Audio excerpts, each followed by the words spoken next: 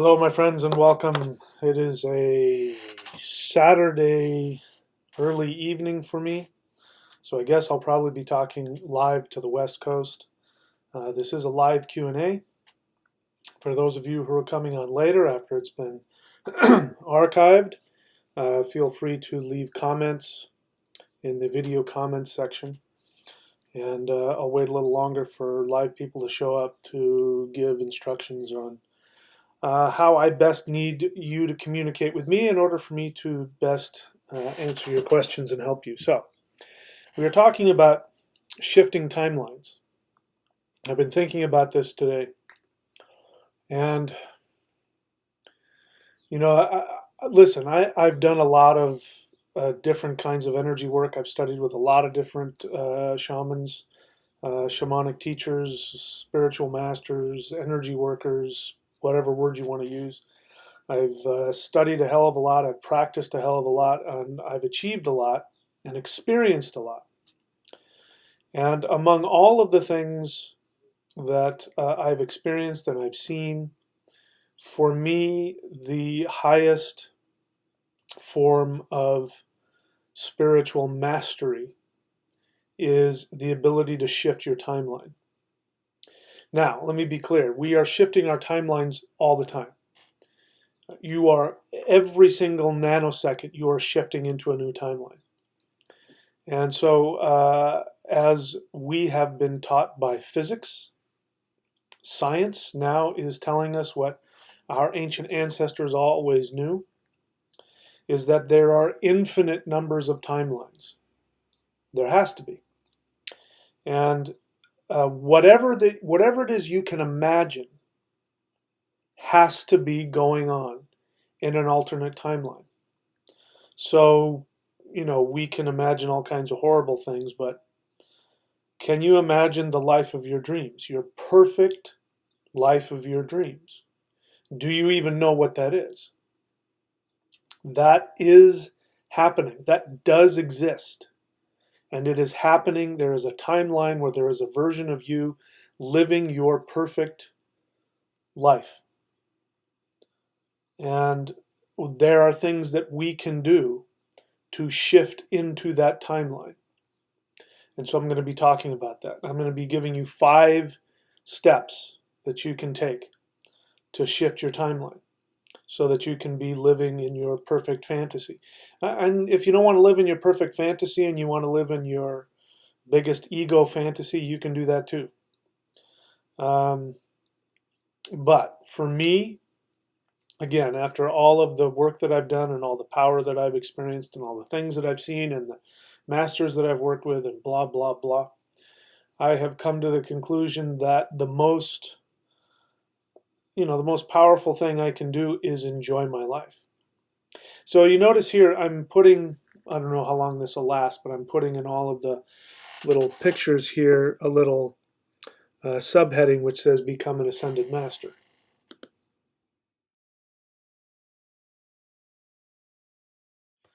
I'm going to be putting that into more of the the little pictures here and the thumbnails, because to me that's really what it's all about.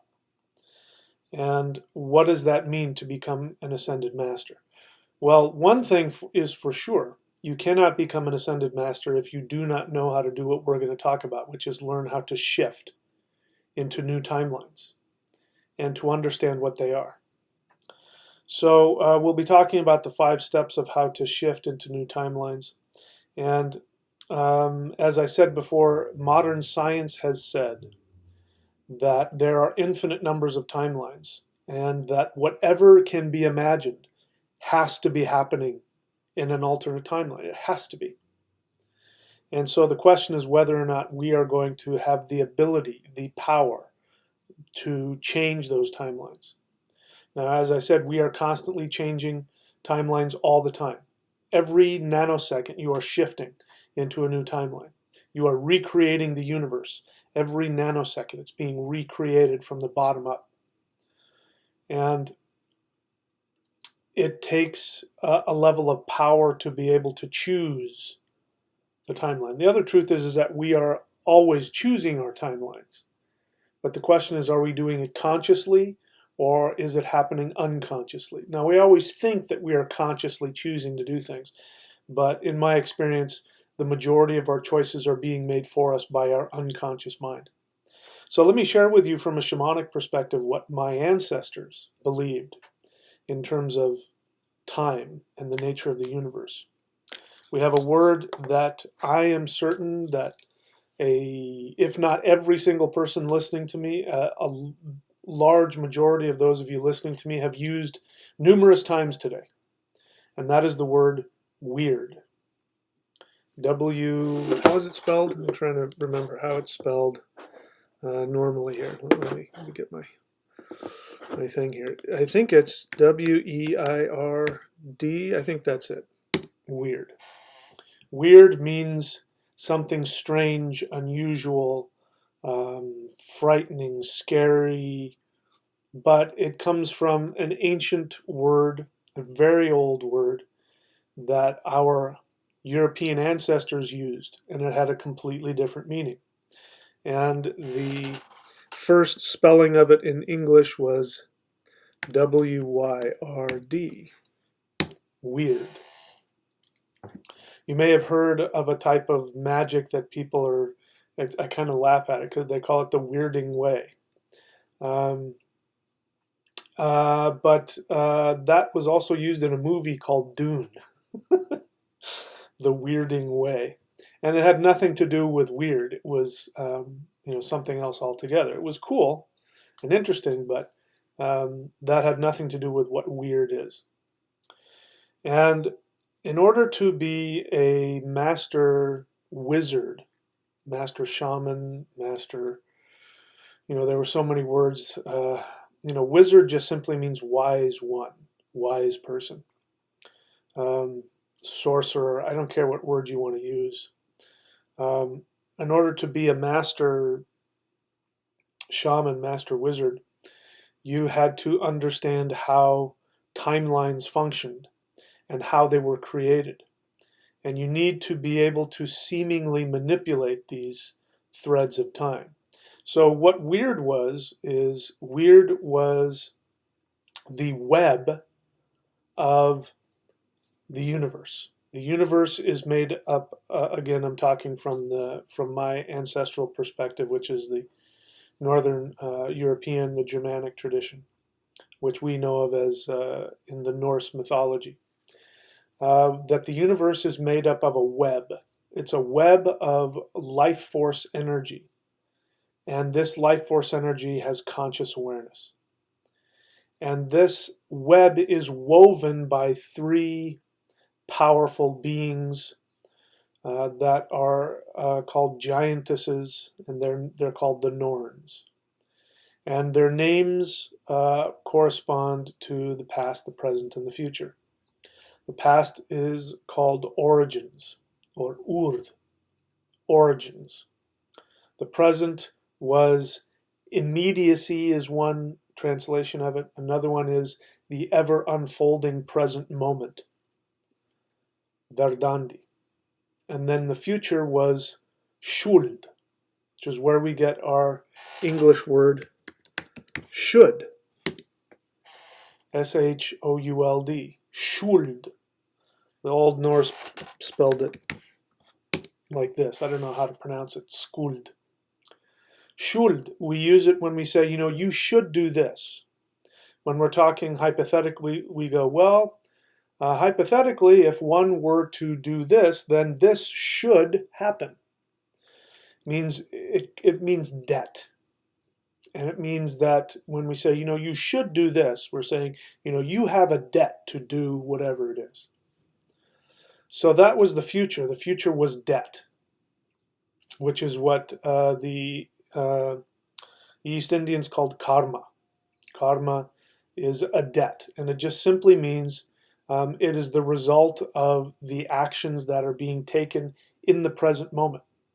So the way that you create your future is in the present moment, which is all we have, because the past doesn't exist. Even though we think it exists, it really doesn't. Every thought, every action, every attitude uh, creates a shift.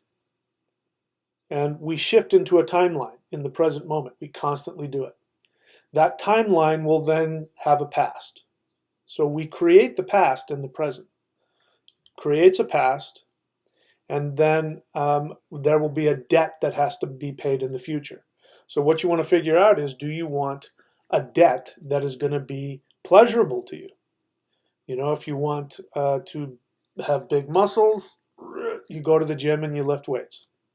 The schuld of that, the debt that has to be repaid, assuming that you're eating well and doing things right, is that your muscles will grow. That is the schuld of going to the gym in the moment and lifting weights.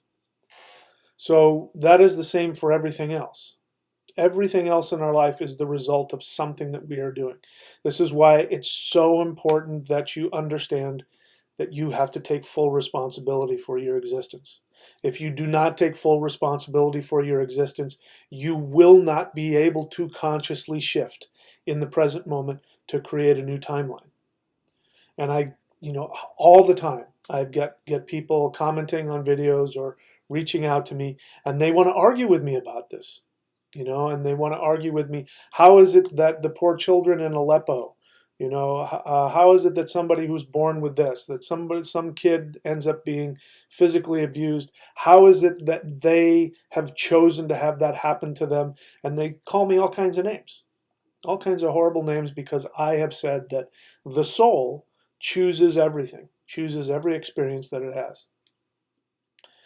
But if you want to take control of shifting to new timelines, it won't be possible if you don't take full responsibility for your entire existence. To the extent that you want to hold on to being a victim. Again, I got a comment today on one of my videos, and the person kind of wanted to do that. Well, I kind of understand what you're saying and blah, blah, blah, but, and so he wanted to give himself a little bit of leeway so that in extreme cases, he would allow himself to be a victim.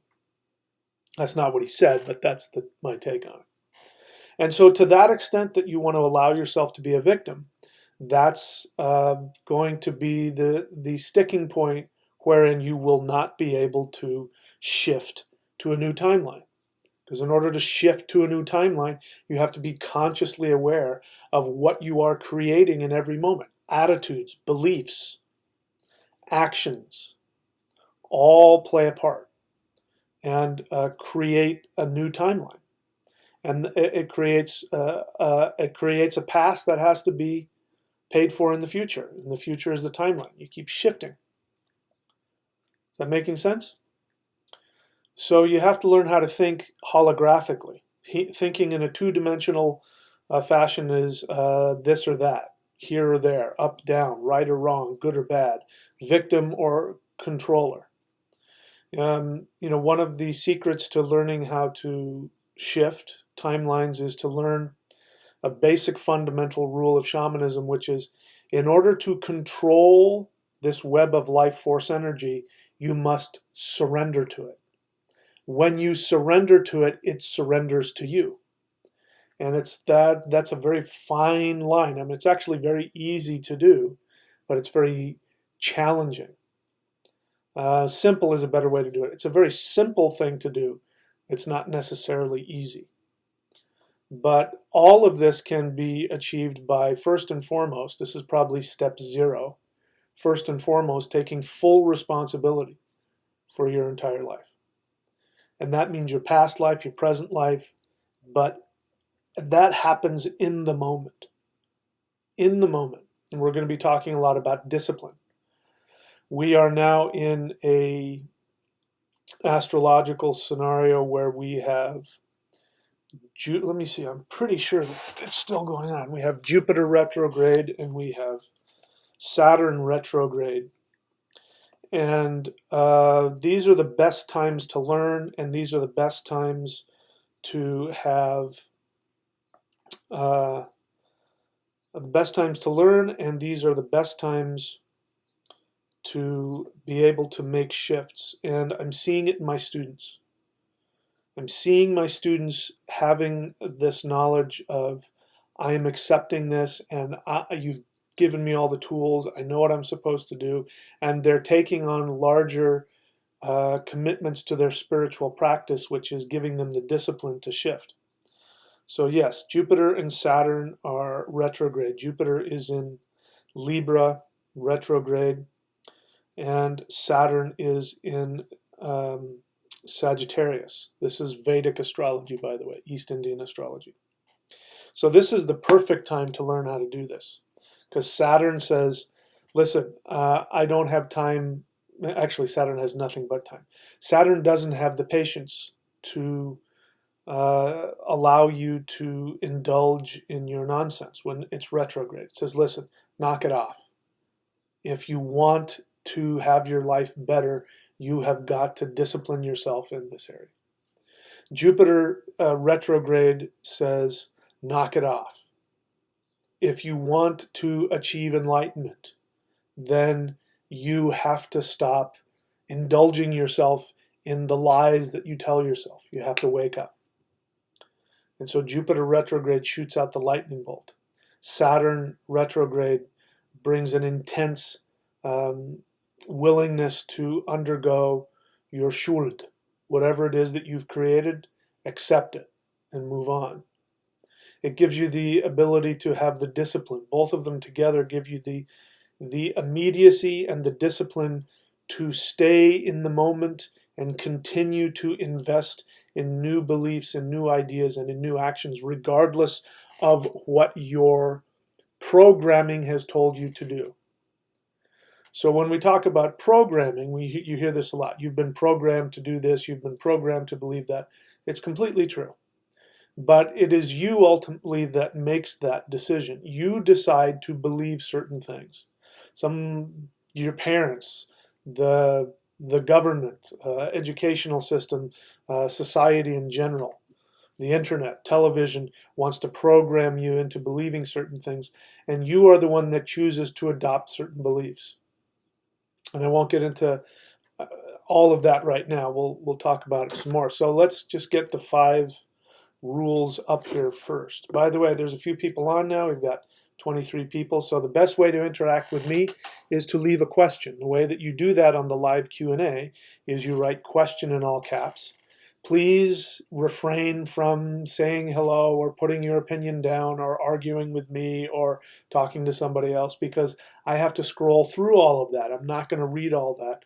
I'm only going to read the questions. So the less chatter there is, the better chance I have to see your question. There's lots of times I miss questions because I'm scrolling through all the stuff I don't think are questions, and I miss questions. So you're also doing other people a favor. This is called discipline. So discipline yourself. But let us go ahead and get up the 5 rules to shifting into a new timeline. Let's see, where do I have it? Oh, here it is.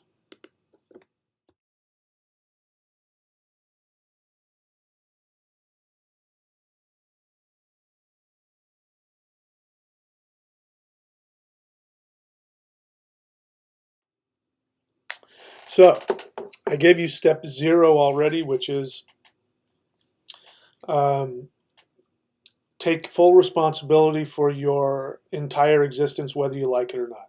See, here's the other thing that's important. Unlike religion that forces you to believe, to have faith, the way that the universe works, the way that weird functions, is that you don't have to believe it. You just have to take the actions. Because that's how you show your willingness to change your belief system, is the actions that you take. So you don't have to believe that you're fully responsible. You don't even have to like the idea. You know, if the idea of you being fully responsible for everything in your existence, past, present, and future, if that bothers you because you feel victimized, that's okay. You can go ahead and have that. Just know that you can shift without having to change your belief. Your belief system will change. Because here's the other thing about the universe. Unlike, again, religion. You know, if you have the faith of a mustard seed, you can move mountains. I remember being in church and the pastor would launch into these, do you have the faith of a mustard seed? Do you really believe in the Word of God? Do you really believe in Jesus? And if the guilt would just sort of hit you, just sort of start piling on top of me. And of course, I didn't believe like Jesus did, and then all the guilt sets in. You don't have to play those mind games with yourself. Taking the action is what's most important. And I'm going to show you how to identify what actions to take, and the difference between having faith in something, believing something to be true, and adopting a mindset. Adopting a mindset is different. Adopting a mindset is the precursor to taking action. And action is what the universe responds to. The universe does not respond to your feelings. So let me talk about The Secret. There's a lot of great things in that. The Secret. What you focus on is what you manifest. That is partially true. What is not true about The Secret is that The Secret teaches that you have to hype yourself up into this emotional fervor. You see this at Tony Robbins seminars. You get all hyped up into this emotional fervor. I can do it. I can change. Listen, you can be full of doubt and fear. You can be shaking in your boots and not think it's going to work for you. You don't have to change any of that. You change the action. It's just that simple. You change the action. The action takes a mindset. It doesn't take an emotion. So one of the things that is inaccurate about The Secret is that the universe is not arbitrary, because the assumption that if you focus on something with a lot of emotion, it has to manifest, that assumes that the universe is arbitrary, and it's not.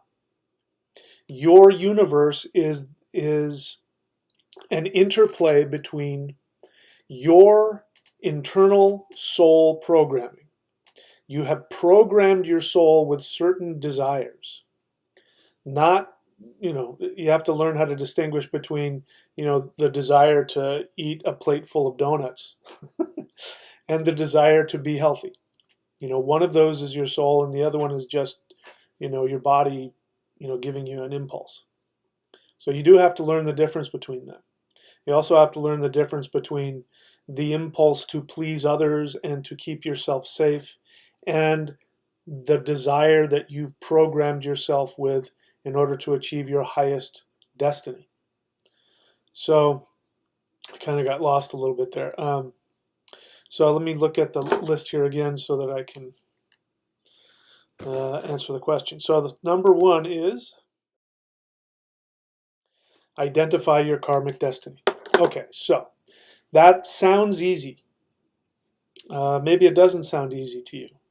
It sounds easy, but in many cases it's not, because there is this challenge of differentiating between the desire that my soul came with its own pre-programming. Because here's what's happened. Before you incarnate in each life, you as a soul decide what it is that you want, what you want to experience, your deepest desire.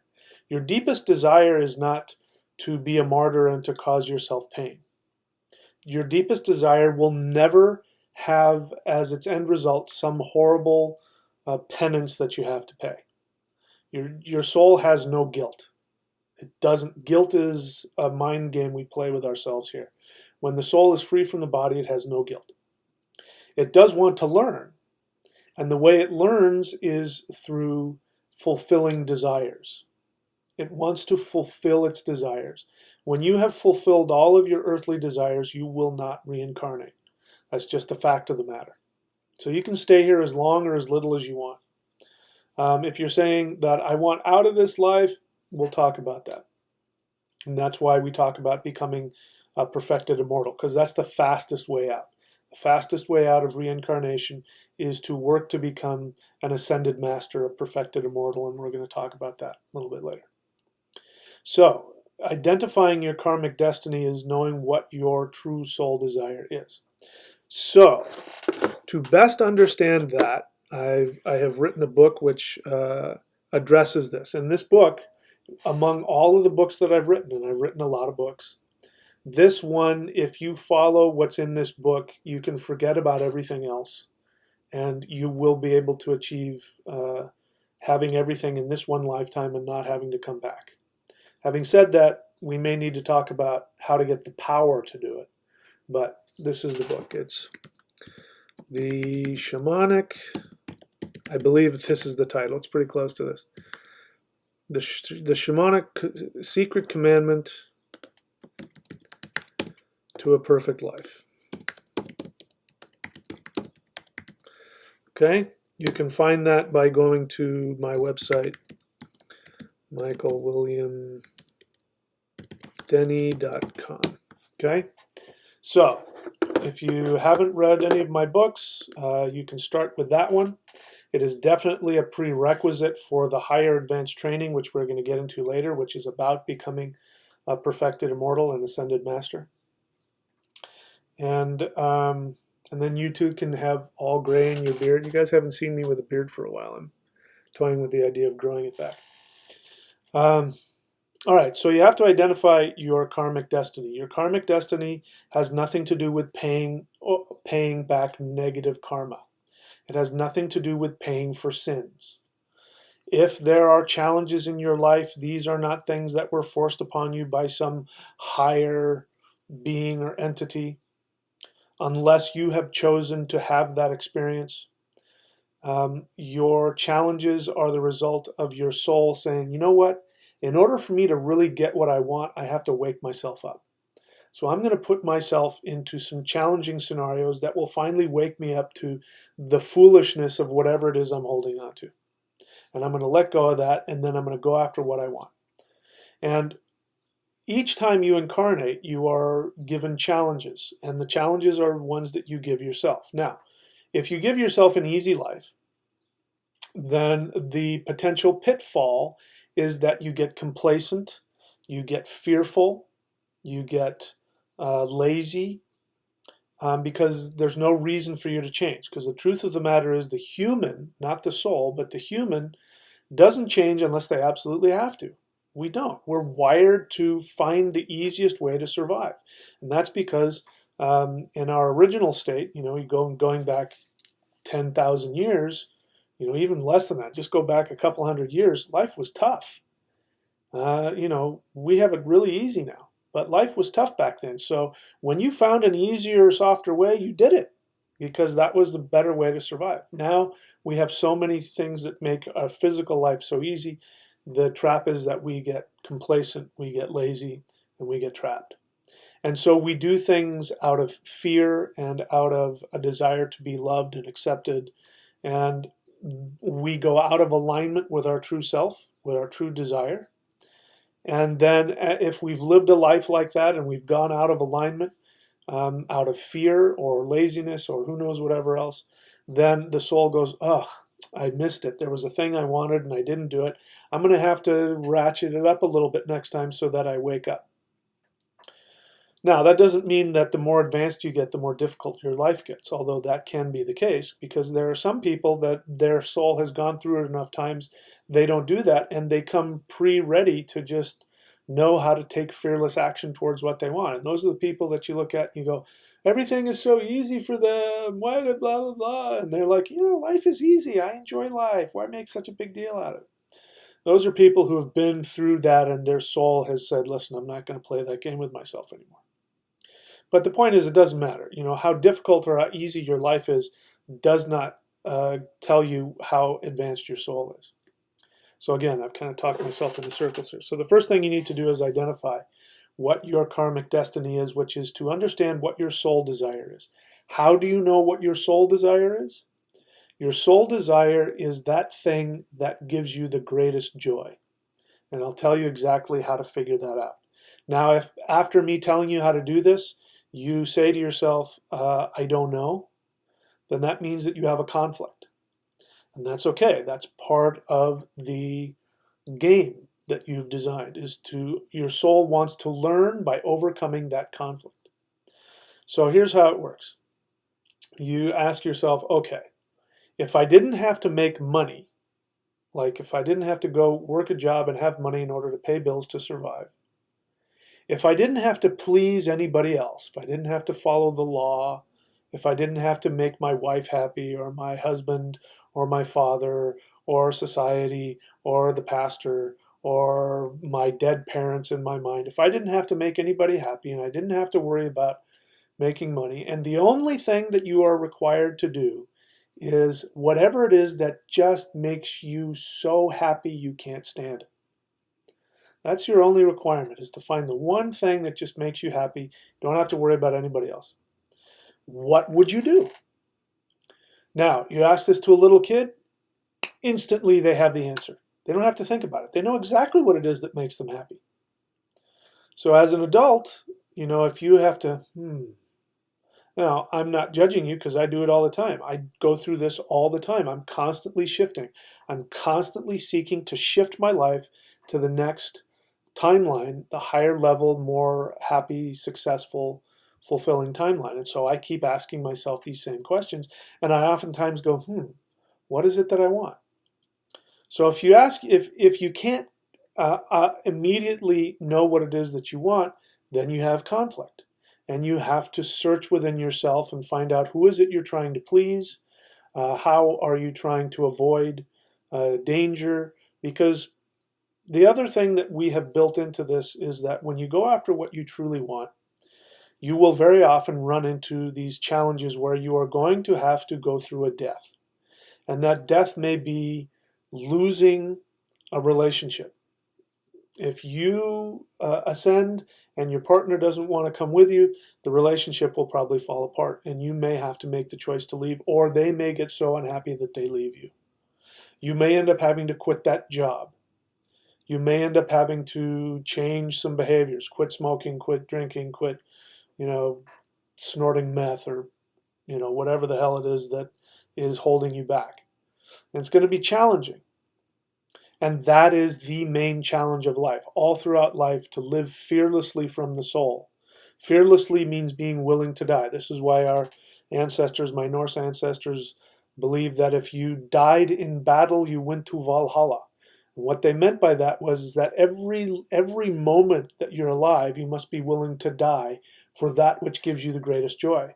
And if you're not fearless enough to die for what gives you the greatest joy, when you die, you'll go to the underworld. That means, if you die in illness or old age, which is just another way of saying dying out of fear. So anyway, I'm condensing it all into a little version here. That's knowing what your destiny is. Let's take a look at number 2. So once you know what your karmic destiny.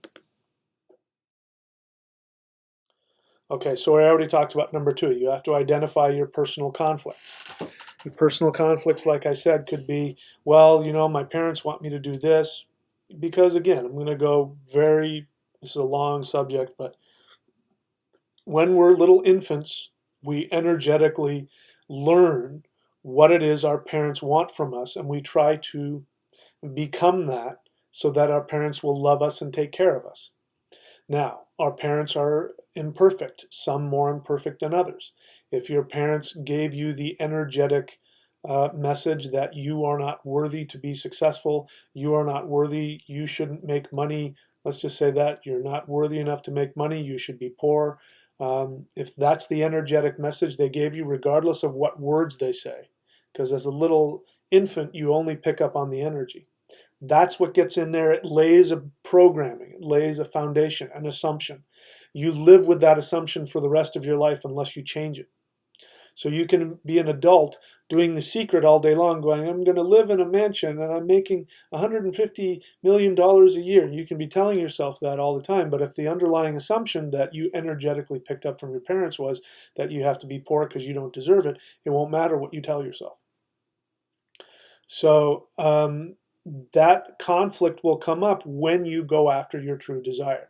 When you get that ability to know what it is that brings you the greatest joy, and you go after it, then if there is a conflict, it will come up. And you will have to make a choice between pleasing whoever it is in your mind or being willing to die, because it will feel like you are going to die. The fear of having your parents reject you feels like death. It's the one thing that drives all of us, besides the desire to be loved. Those are the two things that drive everything that we do. And when you face that fear of losing so-and-so's love or acceptance and you go after what you want, then the universe goes, oh, look, they're following their innate soul desire, their karmic destiny. Let's give them all of the resources that they need. Okay? So that's number two. I'm going through this as quick as I can because this is actually a very long process, and it's not something that you can necessarily instantly do without any training. Okay, so numbers 1 and 2. I already gave you the thing that you need for that, which is the shamanic secret commandment to a perfect life. Okay, that will help you with 1 and 2. Then we get to number 3. Number 3 again is releasing your attachments, because here we have another problem. So let's say you get to number 1 and you identify what your soul desire is, what it is that gives you the greatest joy. You get to number 2, and then you get stuck in the conflict. You become conscious of what the conflict is, but you don't have the power to change it. This is where I differ from a lot of psychobabble, because a lot of psychology, and listen, I love psychology. I've got a therapist I've been going to for years, and I love all that stuff. But what a lot of psychology says is, if you become conscious of what's going on in your unconscious mind, it'll resolve itself. And that's just not true. Looking into your unconscious mind, remember, as a little infant, you were looking for the ways that was going to protect you. You learned some things, very possibly, that were untrue and irrational in order to get your parents' love and approval. Now, the unconscious mind is like a 2,000-pound gorilla. Actually, I don't know how much gorillas weigh. 2,000 pounds sounds like a lot to me. So a 2,000-pound gorilla whose job is to protect you. And the energetic contract with your unconscious is that you've told the gorilla, listen, regardless of what I say, consciously or intellectually, you need to do this. No matter what I tell you, you need to do this because that's what I need to survive. Now, your gorilla is trapped underneath, in the basement of your unconscious, can't see the outside world, doesn't know what is true and what is false or what is rational. It only knows what you told it to do. And so as you grow up, you try and, again, if your thing is you don't feel worthy to have money, you go after trying to get money, and you try to tell yourself, I deserve, and I'm imagining myself having $1 billion. Your 2,000-pound gorilla is going, nope, I'm not going to let you do it. And puts you in a headlock and squeezes your neck until you let go and you say, okay, I won't go after it. So in order to release those attachments, you need power. For that, we have this solution here. Qigong.thunderwizard.com. What is Qigong? Qigong is energy work. Energy work, different from things like Reiki. Reiki are passive energy work. This is active. You have to have power. We're talking about shifting timelines. In order to shift a timeline, that does take power, because the urd, the origins, the past that you create every moment that you indulge in your programming, whether that be through action or belief or whatever else, fear. Whenever you indulge in that, you reaffirm that past, and that past becomes stronger and stronger and stronger. It takes power to shift out of that. The reason why it feels like we're just in this one timeline and that there's just this continuous past that goes through to the present is because most of the time what we're doing is we're reaffirming the old programming. This is what causes aging, by the way. What causes aging is that we are forcing ourselves to live a false reality, and that's the stress of that degrades the tissues. So my teacher says, and I fully agree with him, it's been my experience as well, that chronological time is meaningless in terms of the physical body. I fully believe that. That has been my experience. I mean, I don't know when or if things are going to change for me. I can only tell you that at coming up on 55 years of age. I get stuff from AARP. I'm stronger than I've ever been. I'm healthier than I've ever been. And it feels like I'm getting healthier all the time. Again, I have no idea. If that changes, I'll let you know, and I'll be the first to tell you. So the words of my teacher have come true. Chronological age is meaningless. My belief for that is, again, that what causes death, physical death, aging, and illness is the conflict between what your soul wants to do. When your soul is in charge and your soul is connected and empowered, meaning that you're following your joy, you're following your true desire, then you have like you're plugged into the web of life force energy. You're plugged into the universe and you're full of power. And your body will be sustained. Your body will stay young and healthy. You'll be happy, all of that. When you are out of alignment, which means that you're listening to that 2,000-pound gorilla in your unconscious, who is trying to keep you in the fear-based understanding of what you need to survive. When those two things conflict, over time, then that causes degradation. It's just like, you need to put oil in your car. Otherwise, the gears start to, create friction and they break down and all that kind of stuff. Got to keep it lubed up. So the way we stay lubed up is through life force energy. So oftentimes we need more than just the knowledge of, okay, I'm in conflict here and I need to change this way. Sometimes that's just not enough. There are plenty of alcoholics and drug addicts dying on the street. You can walk up to them and say, you look like a drug addict. They'll go, oh yeah, I'm totally a drug addict, and I know I'm a drug addict, but I can't stop. And I should stop, but I can't. Or I can quit anytime I want. And just one more, just one more.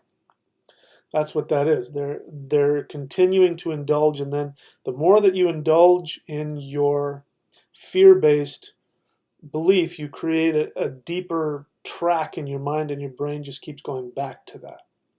That's why it's so hard sometimes to shift. So we need power, and the power is energy work. You can go onto the channel, by the way, if you want to give me a hard time for, the price of celestial qigong over here. You can go onto my channel and search for qigong. There's tons of free stuff on there. Again, people give me a hard time.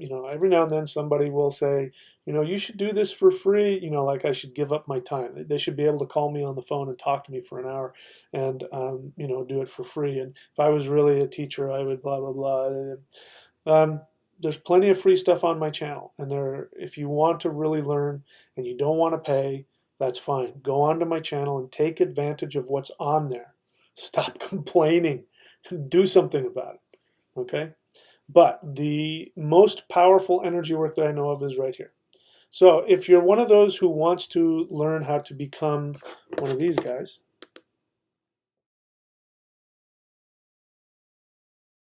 an ascended master who has the ability to connect and open all three of their selves, connect to all three of the aspects of weird, urd, origins, the ever-unfolding present, and the debt that needs to be paid. If you want to be able to tap into all of that, then you're going to need energy to do that. You're going to need power. So that's number 3. So 3 is, what is it? 3, release your attachments. Yeah, release your attachments to what you've been programmed to do. So, number 1, identify what your soul desire is, what your karmic destiny is. What did I say number 2 was? Number 2. Yes, extremely important. Identify your personal conflicts, how you are in conflict with your deepest desire. Become conscious of that. 3, in order to release the attachments, you need power. You need the power to do that, and life force energy. There's an infinite amount of life force energy available to you. And if you're able to tap into it just by choosing to, my hat and all of the hair on my head is off to you. If you're like me, though, you may need some help. So there's tricks, which is a shortcut, which is called qigong, energy work. So let's see, what is number 4? Let's take a look at number 4.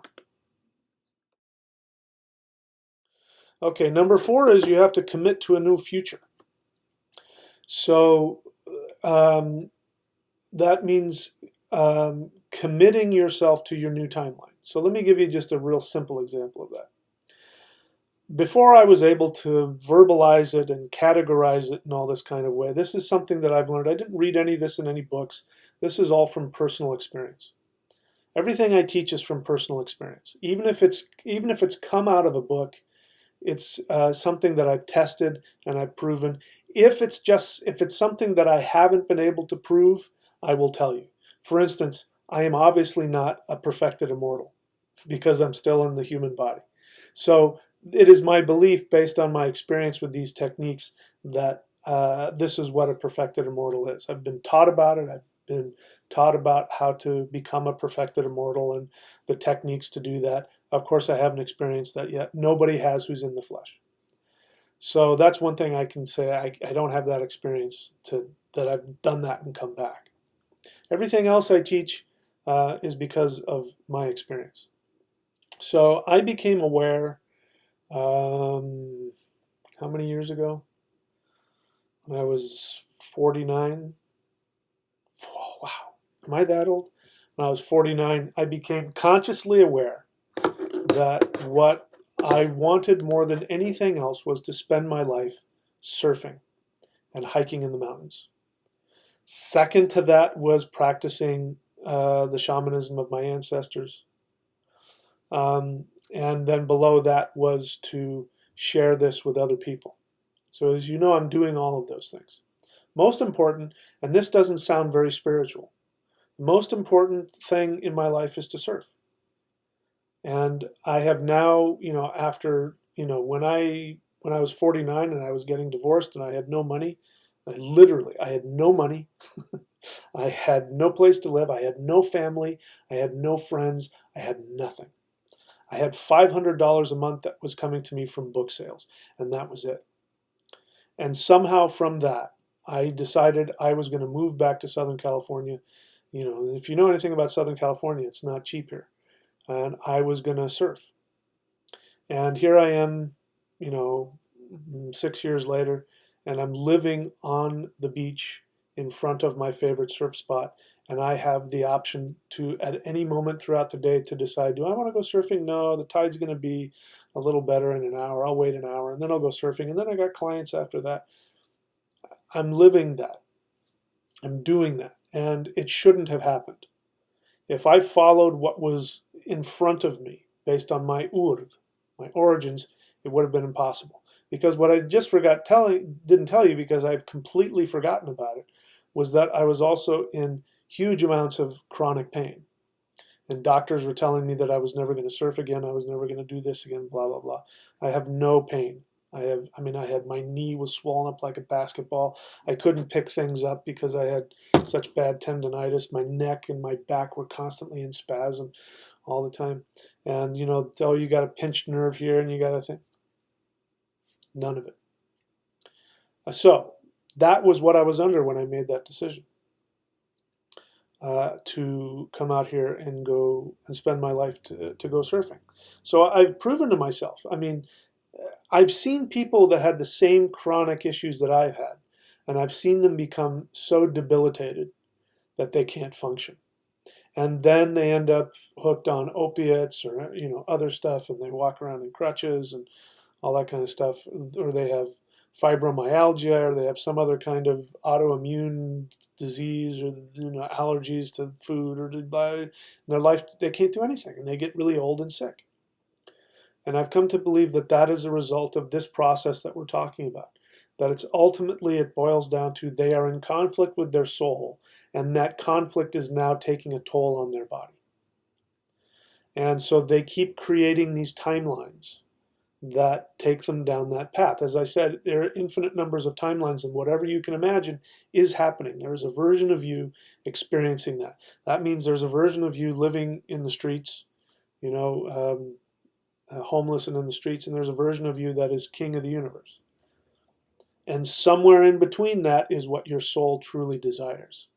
And that's my point here, is that, if you want to try and become king of the universe, you can. But if you're successful, you will find out, that really doesn't bring me satisfaction. And then you'll reincarnate to come back and find out what it is you truly want. When you find out what it is you truly want, you'll shift into that timeline that exists where you have the happiness that gives you complete fulfillment. When you achieve that, then you no longer have to reincarnate. You become one of these people.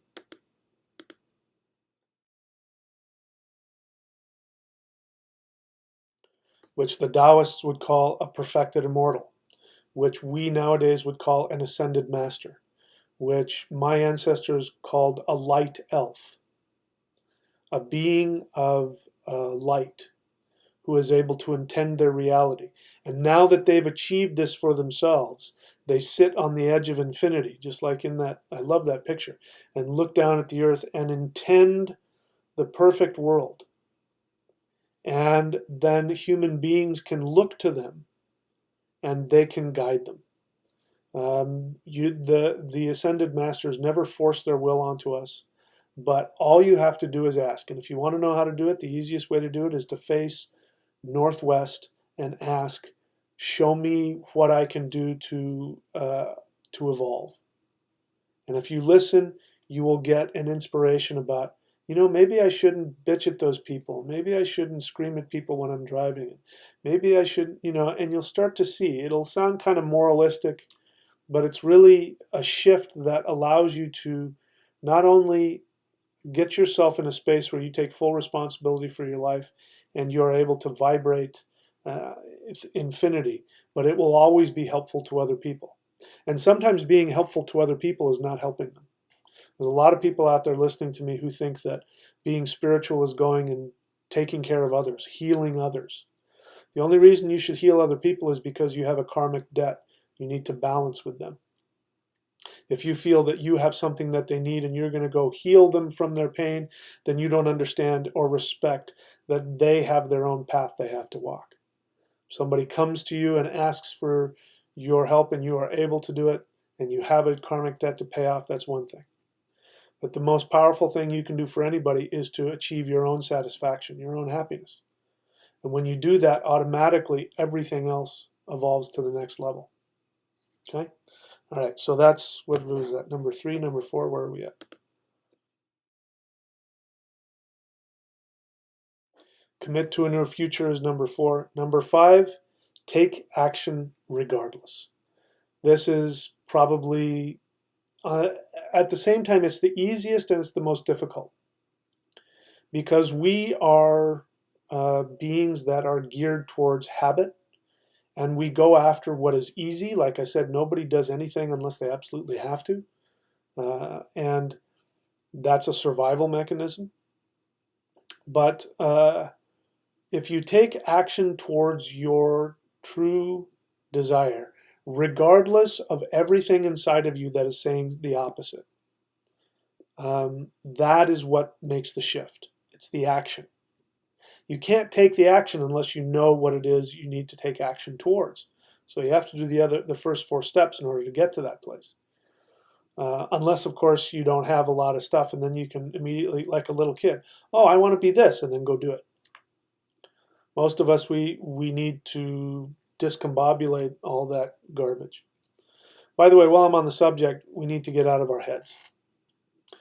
There's a lot of overthinking going on. One of the things that's happening with this astrological scenario we've got going now with retrograde Jupiter and Saturn is that with retrograde Jupiter, teachers are shooting out the lightning bolts. And they're slapping people across the face saying, wake up, knock it off. At the same time, students are challenging teachers. They challenge them. And I'm getting challenged a lot. I'm getting questions where people are challenging what I teach them. My first response, is to get offended because, hey, man, I already told you what you needed to do. Don't disrespect me and blah blah blah. Blah. But and sometimes I'll do that. Because sometimes that's just exactly what's going on. Somebody is so deep in their resistance that they're being disrespectful without realizing it sometimes. to themselves, to the teaching, to the teacher, to sometimes the deity they're working with, and I'll slap them out of it. So that's why sometimes on these question and answers, people think I'm being a dick. What's going on is I have a limited amount of time, and I want to slap you out of that nonsensical thinking that's not serving you. And part of that is the easiest way to do that, this is old school, is to respect your teacher, to sit and respect them. Have respect. They tell you to stand in the corner with your finger like this, and go do it. Don't ask why, just go do it. If you trust that they know something you don't, you just go and do it. And sometimes teachers are like that. They don't have time to explain it, or it won't serve you to get into all the explanation. So I'm having to explain myself to some people. And anyway, you know who you are if I've been curt with you, or if I have indulged you and explained a little bit, you know who you are. But that's what Jupiter retrograde is doing. And Saturn retrograde is having people want to rebel against authority. Because Saturn is authority, Saturn is obedience, it is discipline, all that stuff. When Saturn goes retrograde, it's trying to overcome karmic issues, and so people are examining what things they should and what things they shouldn't do, and what rules they should and shouldn't follow. And so, you get this two together. On the one hand, you can have a very unforgiving, ruthless teacher who is going to give you the truth. If you listen to them and they are truly a teacher, they'll give you the truth that will knock you out of multiple lifetimes of karma. Thousands of years of karma if you listen to them. At the same time, the students want to test the teacher to see if they really are the true thing. So they're going to test them, and they're going to test to see, why should I do this and why should I do that? And I'm getting emails again from students saying, you told me to do this, but why should I do that? And why do I need to do this? And that's Saturn retrograde. So anyway, I don't know what I'm saying. I think I got through all 5 of the points here. Take action regardless. So that's, at the very least, if the teacher that you trust comes to you and says, do this, and it doesn't make any sense to you, and they say, I don't have time to explain it, just do it. If you do what they're saying and they truly are a teacher, it will take away thousands of years of karmic issues off your back. And if you then are able to do it with yourself, because, there are things that you'll never get over. Enlightenment doesn't mean that you've achieved everything and everything is blissful and wonderful and you have no problems. Anybody who teaches you that either doesn't know what they're doing or is lying to you. That is not enlightenment. Enlightenment is being able to take conscious action towards what your soul wants, regardless of the circumstances or the impulses within you that are telling you to do something else. That alcoholic in the street who can't get out of the street, the one thing he needs to do is not pick up that bottle and drink it. Everything in his body and his mind is screaming at him to pick up that bottle and drink it. If he can take the action to not do that, to resist that temptation for the rest of his life, no matter how difficult it is, then he can cure himself of his alcoholism. Or he can at least on a daily basis cure himself of that. So when it comes to shifting timelines, we have to have that same scenario, that same kind of mindset. That you have a disease in your brain. You have this thinking and this 2,000-pound gorilla in your, the basement of your unconscious. You have past lives where you have made a habit of doing certain things and avoiding going after what your soul wants in order to do whatever it is you think is going to be easier or will protect you. And if you can know what the actions are to take that are contrary to that, you take action towards what you truly want, regardless of how difficult it feels or how everything in you wants to do something else, then you'll shift timelines immediately. And you keep shifting timelines every nanosecond. And then pretty soon you end up in some place totally different. Like I said, 5 years ago, it was impossible for me to be where I'm at now. It was impossible for me to be in the health that I'm in, to be pain-free, to have zero money problems, to be surfing every day if I choose to. It was impossible for me to do that. And I'm doing that because I kept micro shifting. And I'm not done. I'm not done at all. If I were done, I wouldn't be human anymore. There's all kinds of things I want to achieve.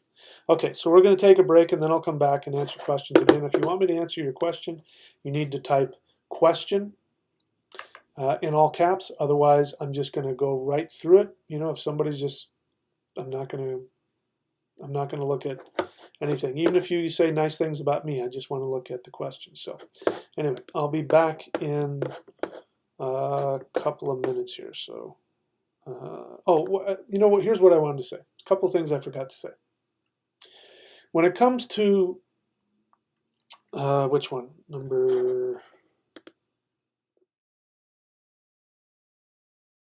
When it comes to number 4, which is committing to a new future, that is what ritual is all about. Ritual gives you the ability to shift. It's like it allows you to create a wormhole into your timeline that you want.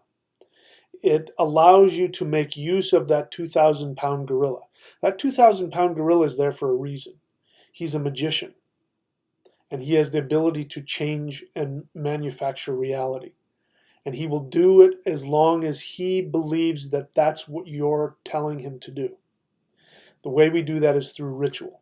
It's a way that we hack into our unconscious mind, and we literally program that 2,000-pound gorilla to create the reality that we want. And then once that wormhole is opened, then we take action. The action that takes us into that wormhole. So for that, go to, do I have it up here? Go to thunderwizard.com. By the way, that's the best way, if you want to support this channel, that's the best way to do it. Go in and subscribe at the first level. I think it's $25 a month, and you get access to free videos. Free videos where I start from the beginning and I teach you exactly how to do exactly what I'm saying, to use ritual to create a vortex. I teach you ritual, I teach you shamanism, I teach you runes, I teach you energy work. I talk about stuff on a deeper level, stuff that on a much deeper level than what I can talk about on the free channel here. So that's that. To create, what did I say? How did I put it? How to commit to a new future and create a new future, you need to understand the purpose of ritual.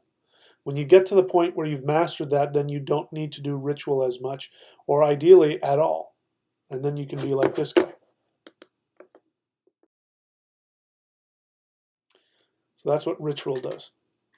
And I always try to give practical things that you can do with all of this stuff.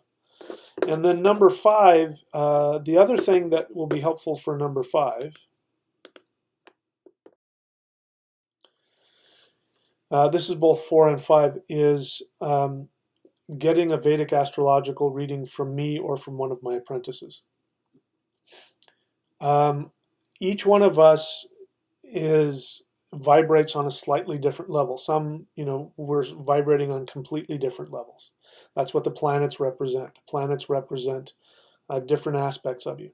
For instance, Mars is your energy. Mercury is your intellect. Jupiter is your wisdom. Mars is also your ability to take action. Saturn represents your discipline. The sun represents your soul. The moon represents your mind, not your intellect, but your mind. These are all vibrating on different frequencies for you. And so when you can see which ones are working for you, then you can hack into it again and you can see, do I want to placate that weakness or do I want to overpower that problem? Maybe, for me, Mars is a go-to planet for me. I work with Mars energies, then that gives me the strength to do all kinds of things. For some people, it's Saturn. For some people, it's the moon. For some people, it's the sun. You need to know which ones are working with you on the 3 levels of your mind. For that, we go to astrology.thunderwizard.com. Okay. All right. Now I'm going to take a little break, and I'll come back and I'll answer your questions. Where am I going? Here's where I'm going.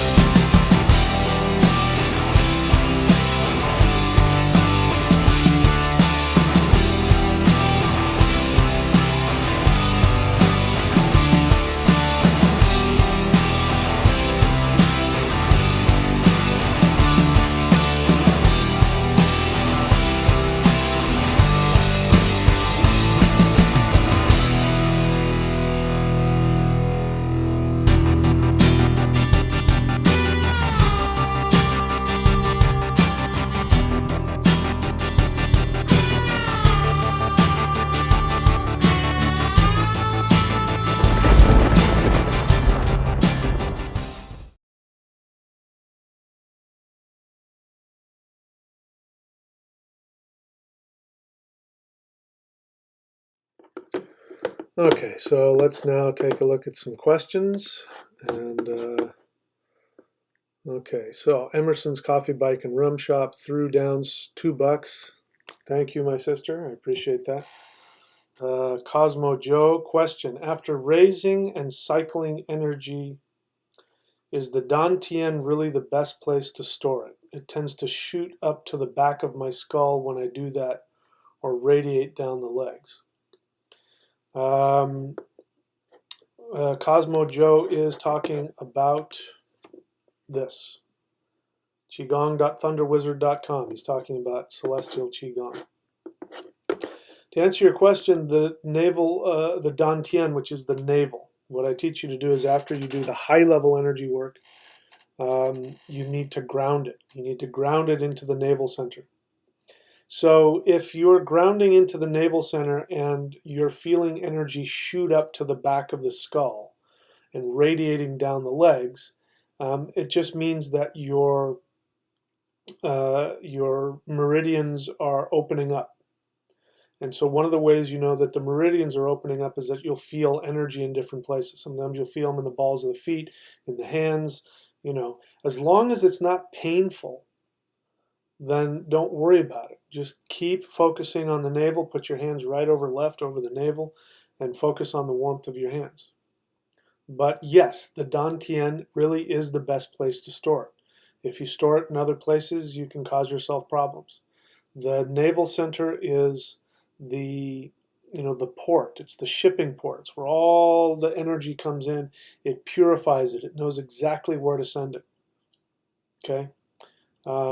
So yeah, it is the place for energy. So again, assuming you're doing everything right, and it's not causing you any pain, and just allow yourself to have whatever physical experiences you're having. It'll balance itself out.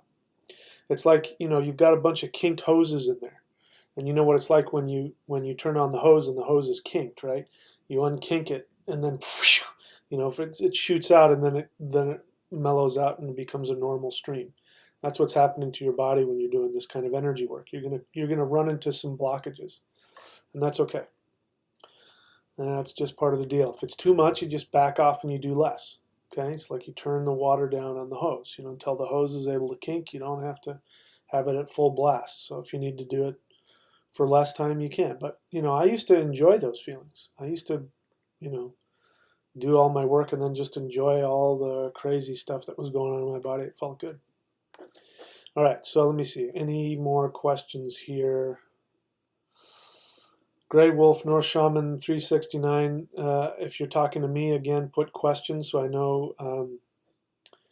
Yeah, the movie is Dune. They must have been talking about Dune.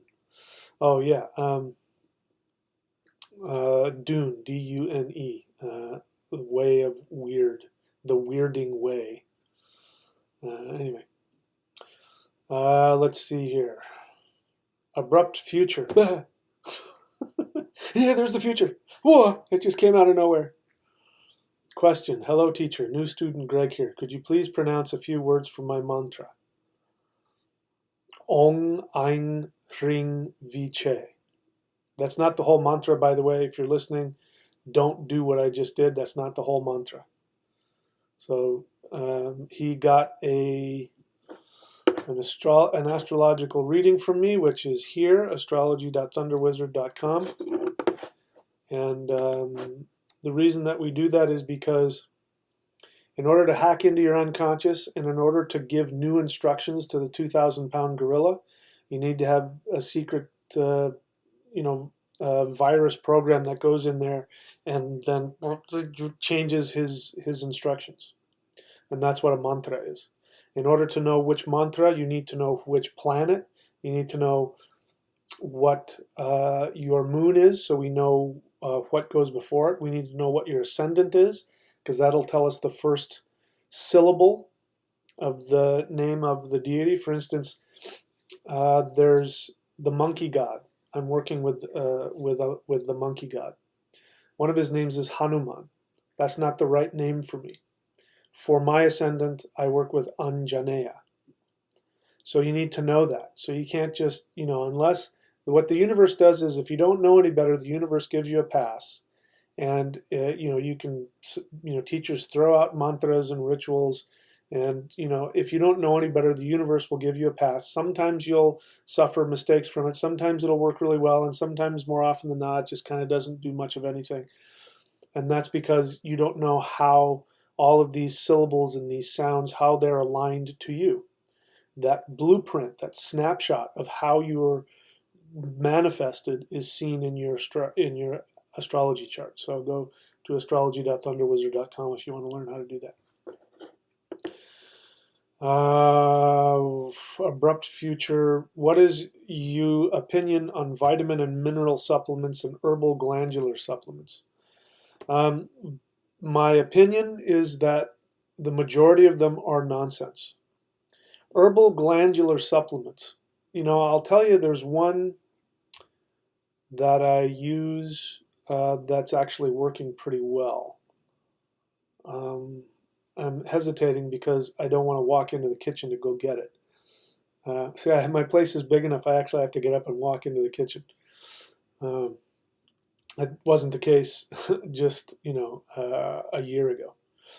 Let's see. Yeah, I'm going to go get it, so hang on.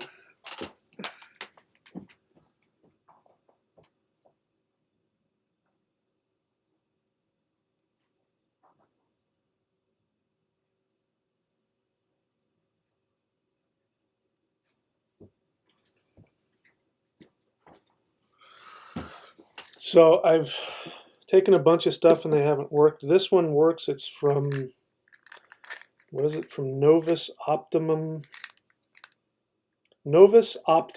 Lab. This one's called Optimum Man. They're pretty potent. And this one here, Natural Hormone Balance. Turns out I don't need that. Let's just say this works for both men and women. Let's just say that it enhanced my already very active libido. So anyway, Novus Optimum Labs. Let me get that here. It's free advertising. Those are pretty good. For the most part, though, it's nonsense, to answer your question. Vitamins, unless you're getting them from your food, things like vitamin C are different. Vitamin D3, those things are taken. But like the multivitamin is a total waste of time. And a lot of them, it's not a question of getting the vitamins. It's a question of, can your body absorb them?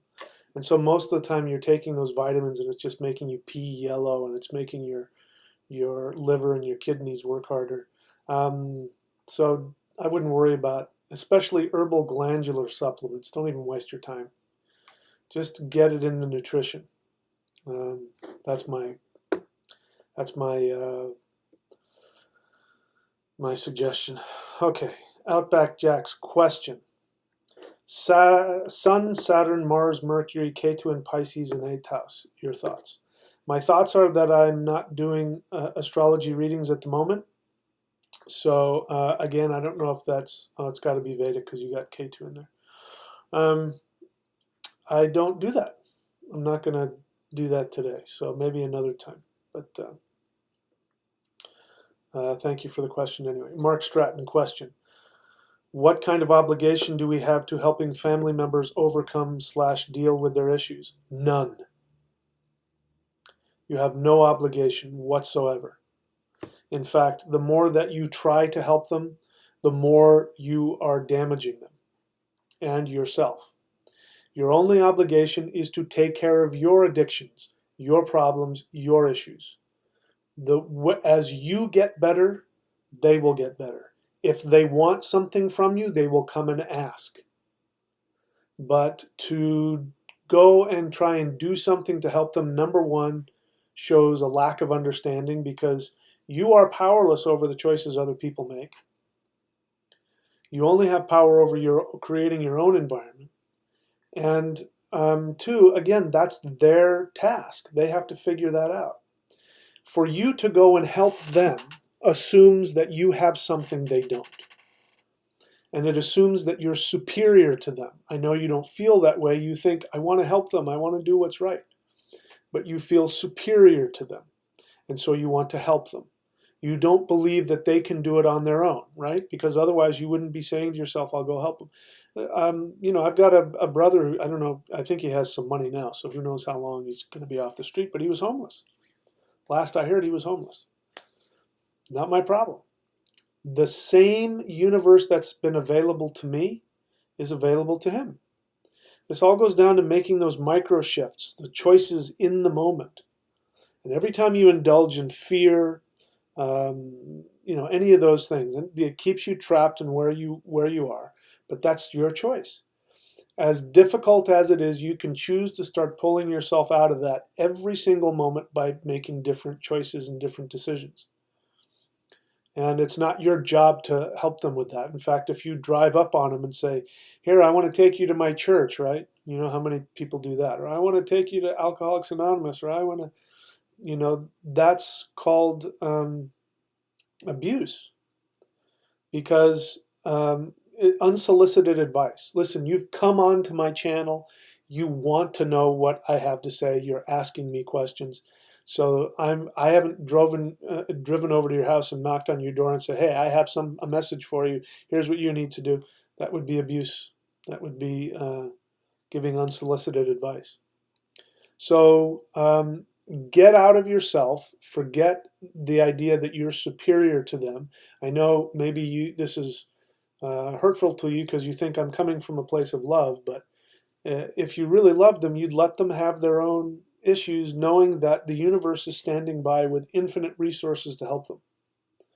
And as soon as they choose to reach out to the universe and do something different, the universe will step in and do everything for them. It's not your job. That's my thought on that. Grey Wolf, North Shaman 369 question. What do you do when you know you are playing with this avatar here from our ascended self? This is where I'm stuck. I'm not sure I agree with what you're saying. What do you do when you know you are playing with this avatar here from our ascended self? Well, that sounds like, if I was a psychiatrist, I would say that you have dissociative disorder. You're disassociating from your human self. This is why people think that they are from another planet, or they think they're this. Listen, you know what I teach. I teach that we are destined to become this. That is our destiny. And there is a truth to the matter that we are looking back in time, and lots of times the angels that appear to us is our future self and all that. But you have to be where you are. So I would say be where you are, be in your feelings, be in your pain, be in your fear, be in your insecurity, and take different actions. Take the actions that are contrary to that. So you say you're stuck. Again, without talking to you, I don't really know what that means. But just on the surface, it sounds like you're in a measure of denial and you're trying to escape the pain. So be in it. Be in the pain and take different actions. That's my response to your question again. Without talking to you, I don't even know if I'm being truthful or not. Okay, so I don't see any more questions. So let's take another short break. Now's the time. If you want to ask a question of me, I'll answer. As long as it's a good question and you ask it with respect, I'll answer any question you have. So let's take a short break and I'll come back and answer any more questions you have.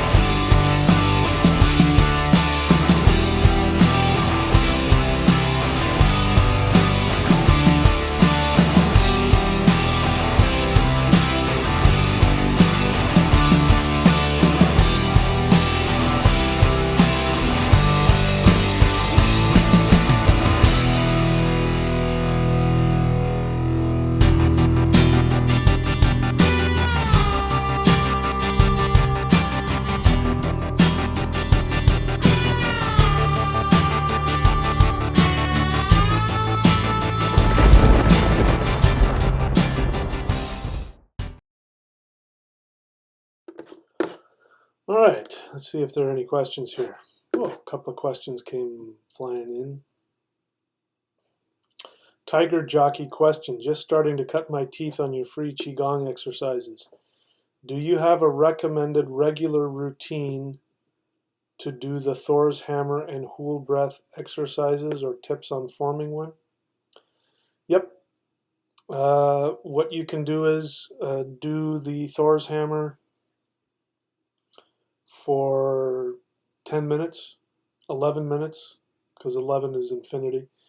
Do it for 11 minutes and then do the Hool breath for another 11 minutes. And then put your hands right over left and close down by focusing on the navel. You know, again, the free stuff. The free stuff will give you everything. You know, just because it's free, don't think it's not high-level stuff. It is. If you do that every day for the rest of your life, it'll completely transform you. So, you know, do I have tips on that? You know, do it every day. Do it every day.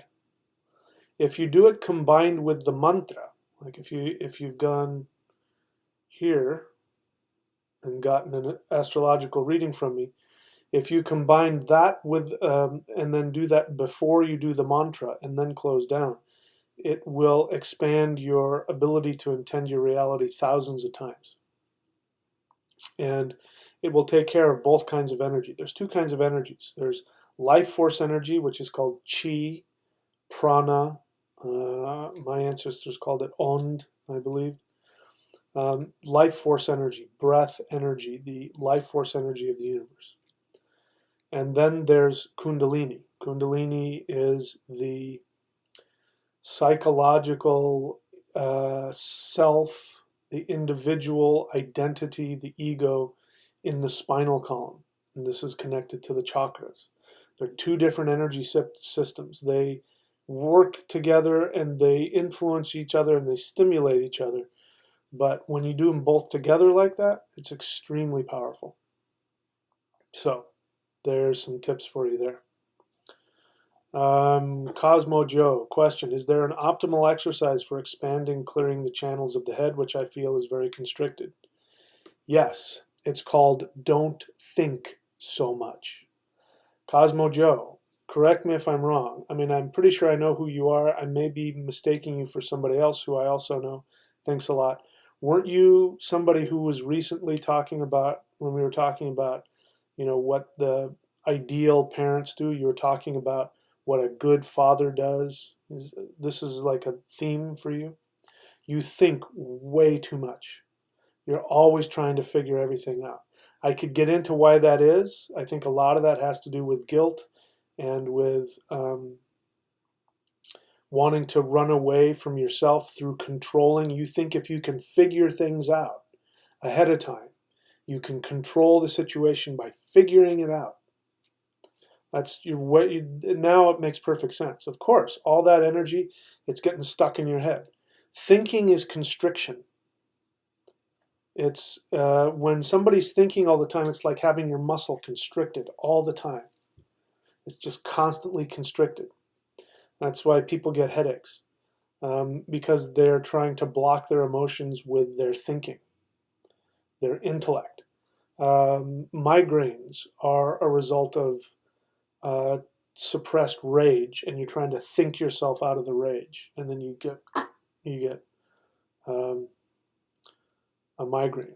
So if that's happening, and now that I know who you are, it makes perfect sense. You think too much. So in order for you to stop thinking, you're going to have to allow yourself to have some fear. Because the other things, if I remember you saying, you've talked about, you want to talk about becoming an immortal, right? And I keep saying, you know, don't waste your time with that. And here I'm ironically teaching that because you're trying to avoid your humanity. You're trying to avoid your imperfection. If you're the one that's talked about being the good father all the time, that's again the same kind of thing. You know, I saw that. That was a question I missed a couple of times, and I looked back and I really wanted to answer it. Anyway, I'm not going to try and dredge it up now, but whether I'm right or wrong about who you are, I can tell you it's because you think too much. You got to stop thinking. Get out of your head. And, just surrender to the energy. That's what's causing the energy to get constricted. Rommel Blacklip question, is changing timelines subtle? Will we know when it happens? Yes, it is subtle, and no, you won't know in the moment when it happens. You will know when you look back. When you look back and you go, I have no idea how I got where I am, and yet here I am. That means that you were shifting timelines. Abrupt future question, is there any Teutonic history related to Mother's Day? I have no idea. I don't think so. Cosmo Joe question, so something like void meditation would help clear the head? I don't know about that. It might. You can give it a try and see. But the bottom line is, stop trying to figure things out. Stop trying to control things by thinking ahead of time, having all of your feelings, all of your fears. The only thing I teach people not to do is to take action on them. But I never tell people to get out of their fear. If I do use those words, I'm talking about taking action. But having all of your feelings and dying to that, the fear and all that, that's one of the things that happens when you shift timelines, by the way. One of the ways you know you're in the process of shifting is that you go through that fear, that anxiety. You have an anxiety attack. It means you're shifting. And so what the anxiety attack is trying to do is it's trying to knock you back into the old timeline. And it often works. But if you allow yourself to have all that and continue to go through it, you can shift. Continue to shift. I'm in the middle of it. I'm in the middle of it in a bunch of different ways. And I don't feel led to talk about it. But anyway, and it looks like I was wrong. You say that wasn't you, but okay, there was somebody else. Cosmo Joe, yeah, Cosmo Joe, you're the guy that's always talking about qigong and becoming an immortal. Yeah, so the way for you to become an immortal is to actually become more human, to get out of your head and get down into the helplessness and to the powerlessness of being human, because that's the other thing, that. To have that kind of power, and I've had it, in order to have that kind of power to be able to shift things and break the laws of nature and all that, you actually have to go into this place of extreme vulnerability. And it's a really frightening place, and it makes no sense. In fact, when I was doing the spirit fighting martial arts, when I was actually, teaching it and doing it, and the couple of times I had to actually use it in real life, you go into this place of total vulnerability. I mean, it's totally opposite of what your body wants to do and what you think you ought to do. And then what ends up happening is that you don't use any effort whatsoever, and time slows down in this really weird way. And I can remember, as my fist was coming in, and my fist was totally loose. There was no, tautness or anything like that. And I could feel as I was coming to the person's, if this is their chest, I could feel like the energy of their chest starting to cave before I even hit it. I could feel the energy. And then as my hand would come in, their chest would sort of cave in around my hand. The way by the way somebody has real energy, like, they make, you see those YouTube videos of people doing their so-called energy stuff. Most of it is garbage. And Bruce Lee had no clue what the 1-inch punch is. Totally clueless. He was very talented, a very powerful martial artist, don't get me wrong. For him to be able to, with nunchucks, to be able to play ping pong with, world-class ping pong players, that's somebody who's got some major, major crazy skills. But he didn't have a clue when it came to what a 1-inch punch was. Because he ended up, you see him pushing the guy back. And so he's pushing the guy, and the guy goes flying back. And that's not energy. When you have true energy, you tap somebody and they crumple forward. They crumble forward. It looks fake. It's the weirdest thing. It looks totally fake. But that's how you know somebody has real energy. They just tap you and they crumble forward. So that's true energy. And that comes from a place of total vulnerability. It's a really scary place. So in terms of, how do you apply that? You apply that emotionally. When your instincts are to try and protect you from your emotions by trying to figure things out and thinking things through and controlling things, you do the opposite and you become completely powerless over your feelings and your future and everything. All the stuff that scares you, just allow yourself to have it. That's one way to do it. Void meditation, maybe that'll help, but again, that sounds like a way of thinking it through. I would sit down with a pad and a piece of paper and I would write down all of your feelings, all of your fears. I would do that. I think that will help you a lot. Anyway, but you won't know until you try, so give it a try and then let me know. Wandering Ponderer question.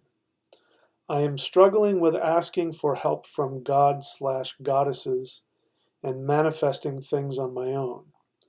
Do the gods create my reality or do I? If I ask them to help, am I giving away my power? So you're obviously new to my channel. I strongly recommend that you binge watch my channel because that will answer a lot of your questions for you. Do the gods create my reality? No. The gods are here to serve you. You worship them, and you do bow to them, and whatever else you do in worship. But what you're really doing is you're surrendering to that power within yourself. When you are in alignment with your soul and you worship the gods, they come to serve you. They will create your reality, but at your command. You create your reality and they serve that intention to go create it for you. You are not giving away your power if you ask. See, the thing about working with the deities is you don't ask for their help. Don't get me wrong, I do that. It's a human thing to do, to ask for this and to ask for that and help me with this.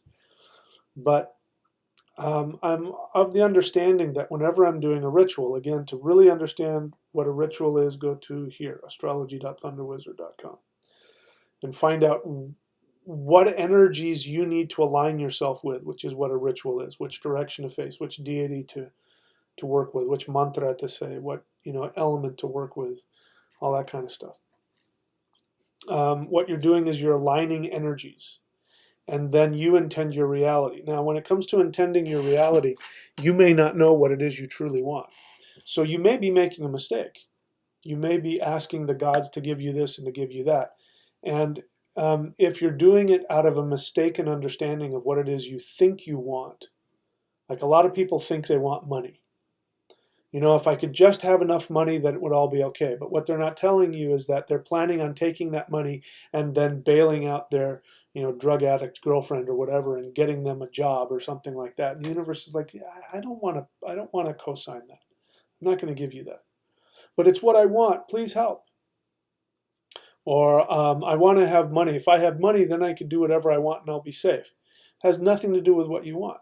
The thing about surfing is it doesn't cost anything.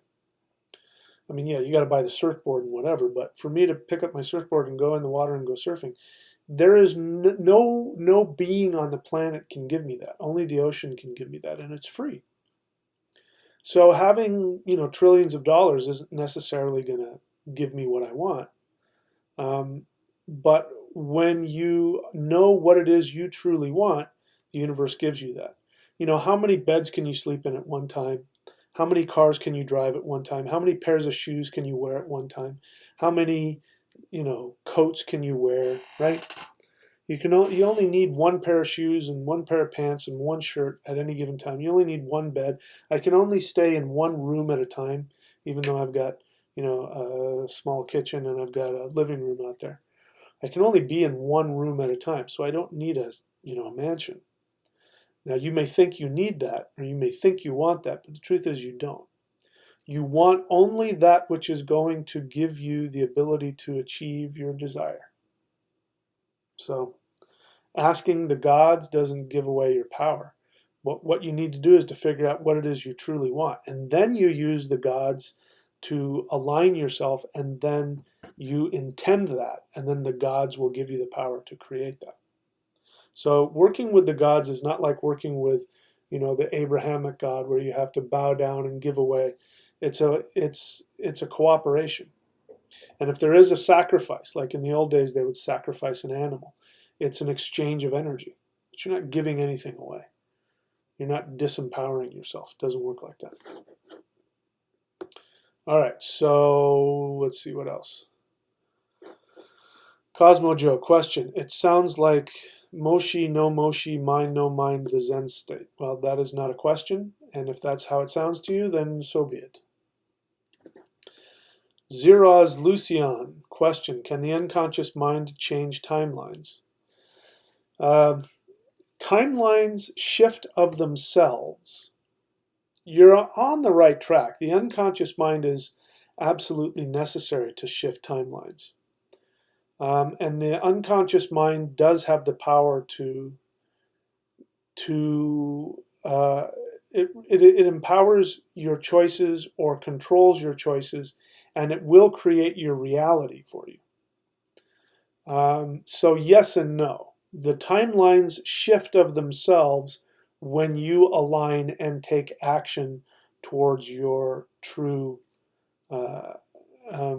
pre-programming that you've programmed yourself to do. So hopefully I answered your question.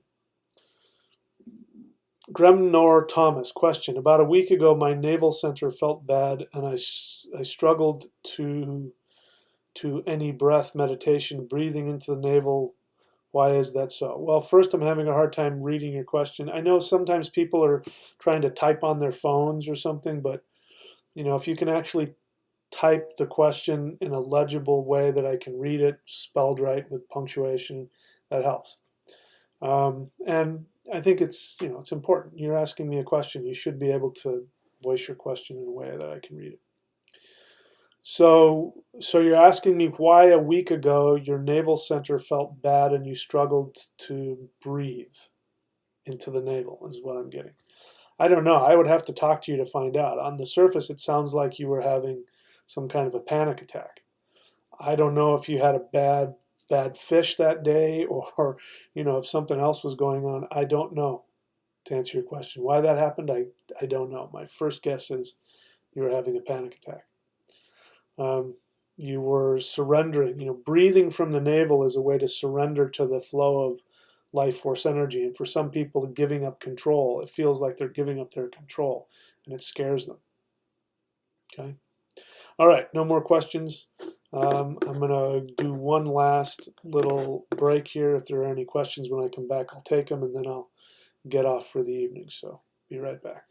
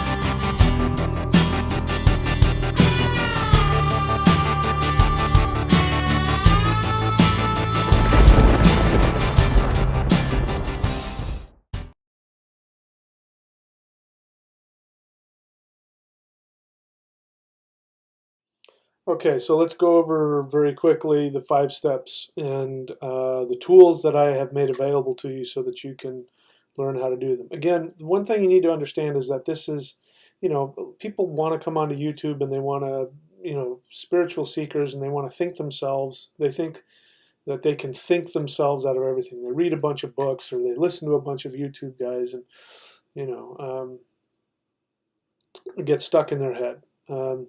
So you can't think your way into this. The intellect is here to serve us. It doesn't have the ability to do anything of its own.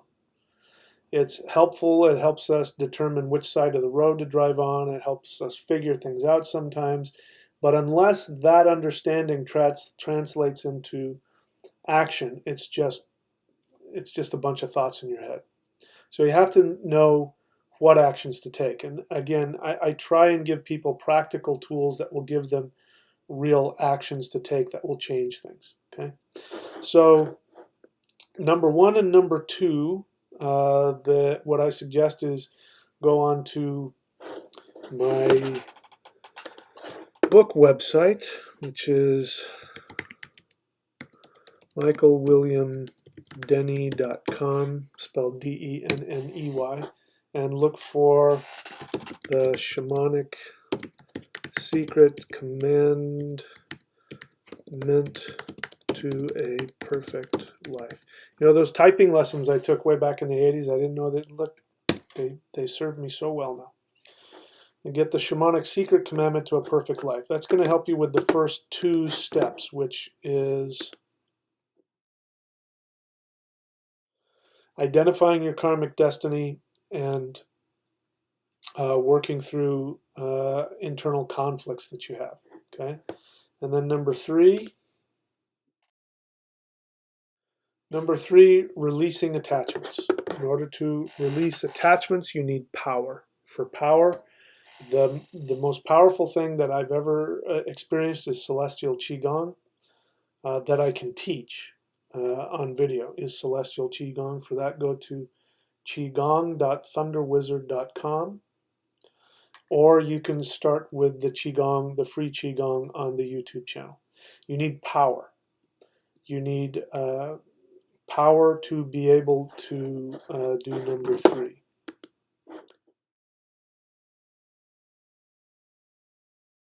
Committing to a new future. So you need to release the attachments. You need the power to do that. And then committing to a new future. Number 3 and number 4 go together. Qigong is part of shamanic training. It's not the be-all and end-all, because then, one of the mistakes a lot of Qigong practitioners do is that they create all this power and then they don't do anything with it. So you have all this power and all this strength, and then you don't do anything with it. Nothing wrong with that. It just kind of sits there. So for that, we need ritual work.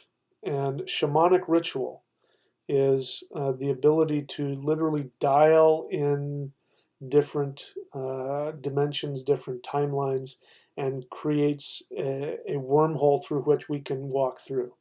And the way we walk through is step 5, which is to take action. But in order to take action, you have to know what action to take. And in order for your actions to take hold onto the timeline, you create that vortex into the window into the timeline you want to work into. And so that's what step 4 is. So those are the 5 steps, and those are the tools. Hopefully I've made it clear exactly what to do. And it takes time, and it takes effort, and it takes discipline. Let's see, let me do a little business here before we get off. Astrologycertification.thunderwizard.com is up and going. So far, I've got 3 astrologers who have passed the test, and they are on the website. If you go into astrology.thunderwizard.com, you'll see them there.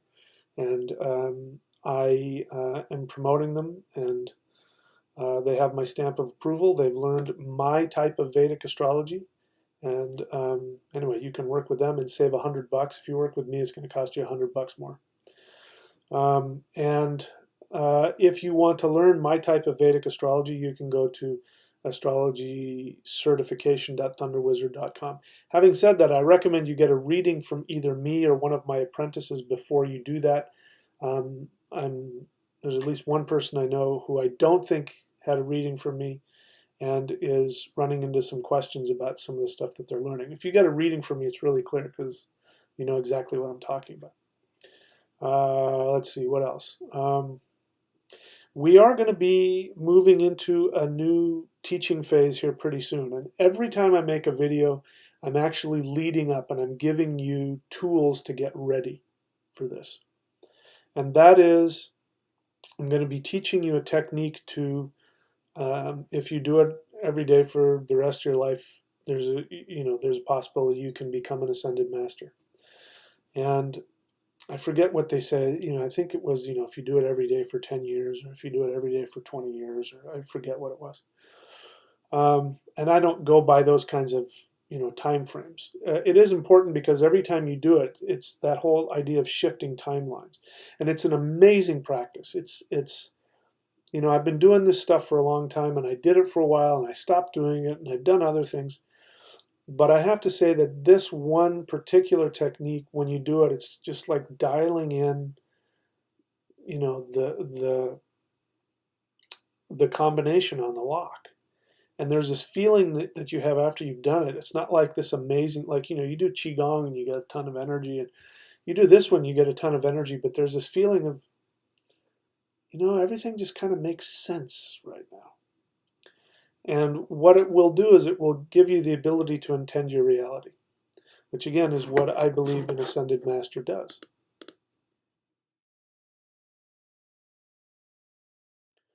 An ascended master is somebody who's mastered the ability to intend their reality. Intending your reality also means achieving all of your desires. And once you do that, then you go and you intend the reality that everybody else can do that. And that's your job. And then when people turn to you or turn to wisdom, they will be able to tap into you, and you'll be able to psychically send them thoughts. Lots of times you think you get these great ideas. They're not coming from you all the time. Sometimes they're coming from one of these guys. By the way, I've learned through experience and through the experience of others that celestial qigong is basically like having a cell phone that, or more than that, it's like having a holographic projector. Celestial qigong, I didn't know this until after I had created it. Really, all I did is I took what I knew and I had modified it enough so that I could teach it on video and teach it in a way so that it wouldn't be damaging. And people who did it were then contacting me, telling me about these experiences, that they felt that they were communicating directly with the ascended masters. And I've since had that experience as well. And so, anyway, I'm going to be teaching this technique about holding the three ones, which is aligning the three selves with the three cells of the universe. You can call it Odin, Vili, and Ve, like my ancestors did. You can call it heaven, earth, and man, which is what the Taoists call it. You can call it mind, body, and spirit. You can call it the Father, the Son, and the Holy Ghost. It doesn't matter. There's a reason why this Trinity keeps coming back into our vocabulary. It's because it's ingrained within us. By the way, the Trinity is not in the Bible. Christianity did not see things as a Trinity. It was something that our European ancestors couldn't get rid of. And so they forced it in there. But it's not in there. If you try and find it in the Bible, you won't find it. I mean, you can pull this out of context and this out of context and throw it together and then but it's not there. It's because this is an underlying understanding of the universe, that the universe is, that there's a trinity, however you want to look at it. And it is you are a direct reflection. So human beings have this trinity within them, the higher self, the lower self, and the middle self. And that's why I focus so much on it. In all of my books and in all of my teachings, at some point, I'm going to be talking about the three selves or the three minds or something like that. So it's getting you prepared. So to get you prepared for this technique, it's going to be a separate series that'll dovetail in with everything else. I haven't exactly decided how I'm going to do that, if I'm going to, have it be a separate thing that people will have to, subscribe to or whatever. I haven't decided yet. But all of the stuff that I'm teaching is the precursors to that. So just keep your eyes open to that. If you're really interested in that, subscribe to this channel. And if you email me and say, I want to be part of the holding of the 3 ones, info@thundershamanism.com. Whoops. Actually, I have to type it in over here, don't I? thundershamanism.com. If you email me and put in the topic 3 ones, holding the 3 ones, something like that, I will put you in a folder, and when the time comes, I'll send out emails to everybody that it's ready to go. But I'm going to be, I'm also going to be announcing it here on the channel when it's time. But just know that keep tuning into these Q&As, because I'm preparing you for this. And like I said, it also brings a tremendous amount of peace. I wish I could explain it. It brings this sense of depth and peace, and it's sort of like everything just sort of lines up in front of you. You just feel like you're connected to everything. And now I understand it. I didn't understand it before. I didn't understand why doing that. It felt, I dismissed it because it was so subtle, because I was doing this spirit fighting thing, which was full of crazy power.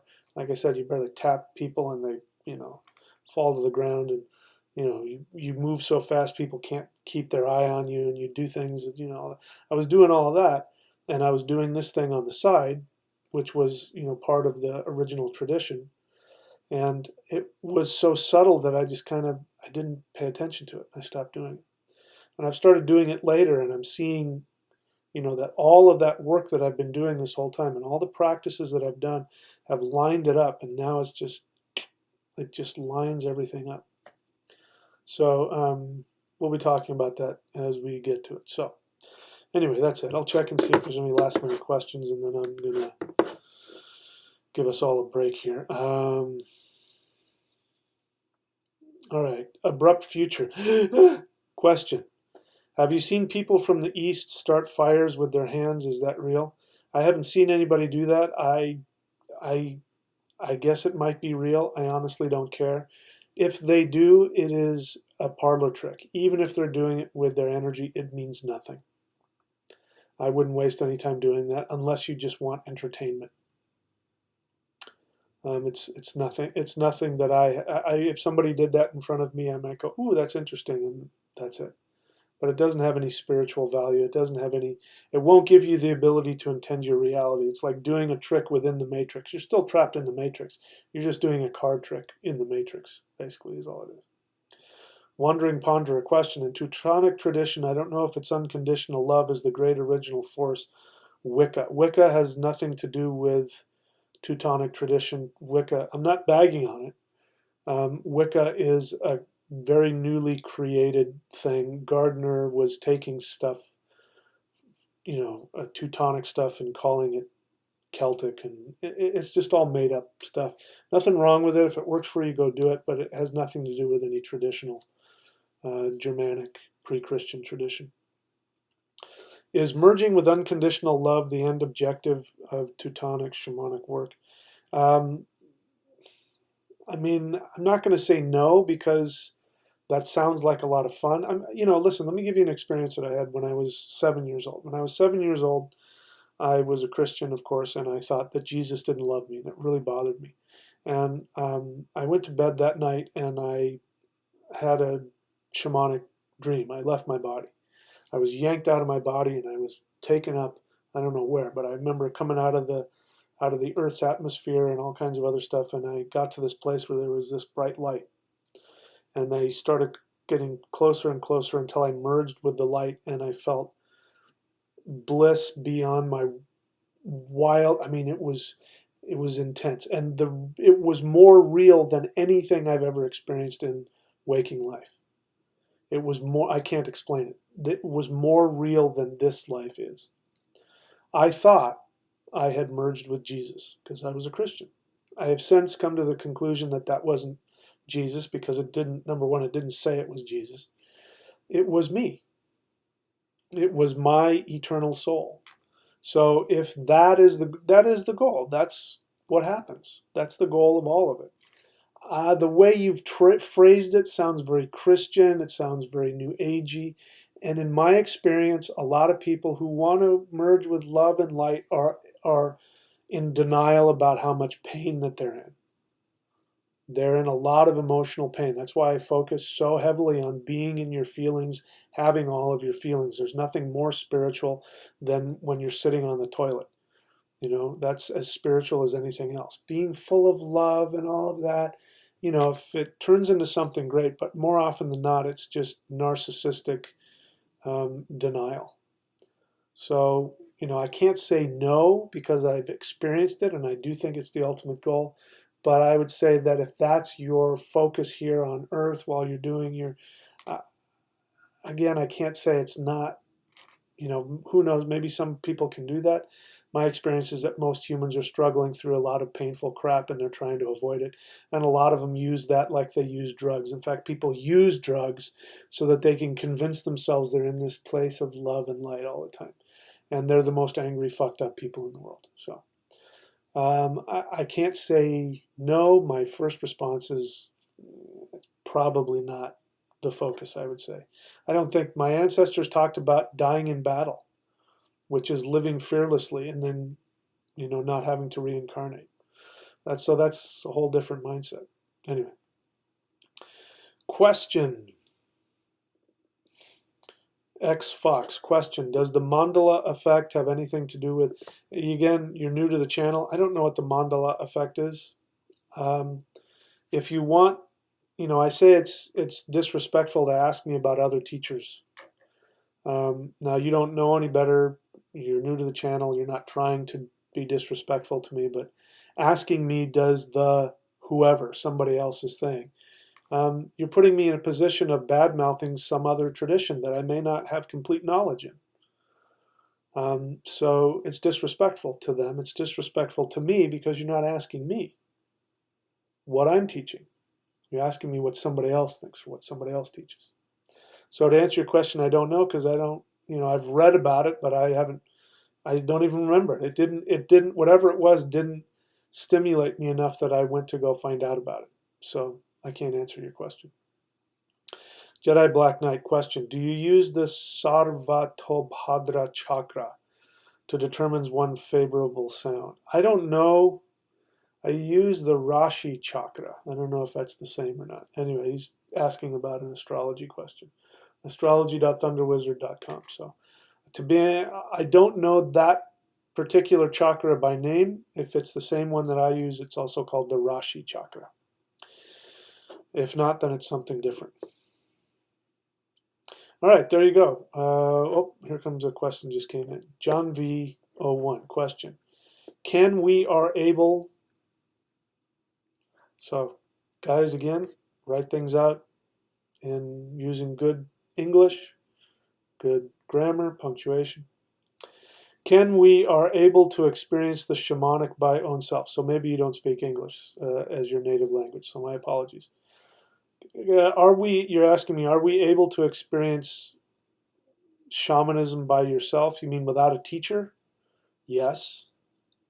By doing meditation and sadhana, I have some experiences while I'm in deep meditation. Oh, you're in India, so.